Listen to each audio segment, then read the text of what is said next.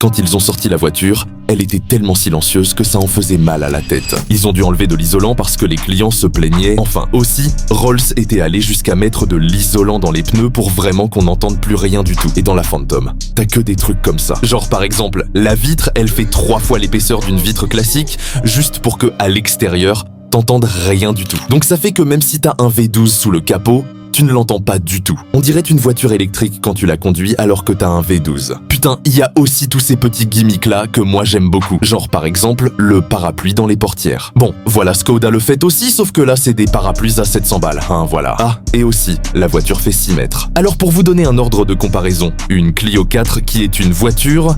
Voilà, c'est pas non plus une petite voiture, on n'est pas sur une Twingo ou une Citroën Ami, ça fait 4 mètres. Là, ça fait 6 mètres. C'est vraiment relou pour te garer. D'ailleurs, pour la largeur, une Clio 4, ça fait 1,50 m, là, une Rolls 2,25 m. C'est pour ça que t'as un extérieur qui fait aussi badass, aussi imposant, même si moi, j'aime pas du tout. Désolé, J'aime pas du tout l'esthétique des Rolls. Autre truc de fou, le Spirit of Ecstasy. Donc la petite sculpture que t'as à l'avant de Rolls. Bon déjà, oui, comme tu le sais, si t'essayes de le choper, il se met à l'intérieur. Donc c'est pour éviter que quelqu'un le vole. Et au final, c'est ce genre de détail qui te montre que chaque centimètre de cette voiture respire le luxe et la folie.